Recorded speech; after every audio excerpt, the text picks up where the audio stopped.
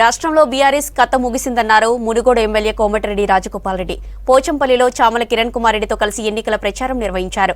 రాజీనామా పేరుతో హరీష్ రావు నాటకం ఆడుతున్నారన్నారు రాజగోపాల్ రెడ్డి. 10 ఏళ్లు పదవిలో ఉండి దళితులకు ఏం చేశారని నిలదీశారు.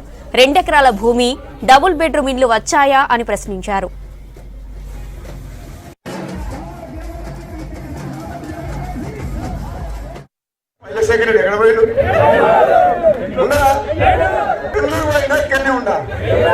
అరే మధ్యలో కాంగ్రెస్ పార్టీ ఎంపీ ఇస్తా అని చెప్పి ఇస్తే వస్తానన్నాడు.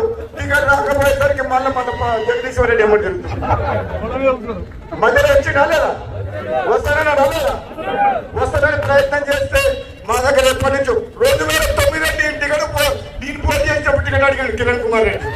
మీ ముగ్గురు కలిసి రేవంత్ రెడ్డి గారి దగ్గర పోతాం. చేనేత కార్మికులకు ఏం కావాలనో, రైతులకు ఏం కావాలనో, గ్రామాల్లో ఉన్న ప్రజలకు ఏం కావాలో వీళ్ళిద్దరికి ఎమ్మడి రమ్మంటే నేను కూడా పోయేస్తా. నా మాట మీద ఓట్లేసి గెలిపించుడు ఈ మా పోచంపల్లి మండలానికి చేయాలని చెప్తాను. మరి గెలిపిస్తారా? కేసీఆర్ కుటుంబం గురించి నేను ఎక్కువ చెప్పా. ఎందుకంటే కవితమ్మ జైలు పోయింది. రేపు కేసీఆర్ పోతారా కూడా, కేటీఆర్ పోతారా కూడా. ఇప్పుడే చూసినా హరీష్ రావు రాజీనామా చేస్తున్నాం. ఎందుకు రాజీనామా చేస్తున్నావు?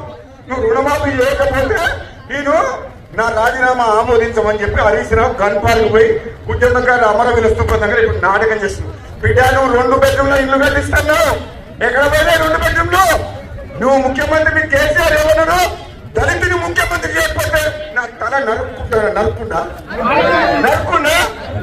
అంటే మీ మామ ఫస్ట్ తలకాయ నరుకు ఫస్ట్. 200 యూనిట్ల కరెంట్ ఇచ్చినాం, గ్యాస్ సిలిండర్ ఇచ్చినాం, రాబోయే రోజుల్లో రుణమాఫీ చేస్తామని చెప్తున్నాం. ఇలాంటి పెద్ద మునగాడు ఇప్పుడు ప్రజలు ఇప్పుడు గుర్తొచ్చాడు. మీ మామ తల నరుక్కో రమ్మను, అప్పుడు మాట్లాడతాం మేము.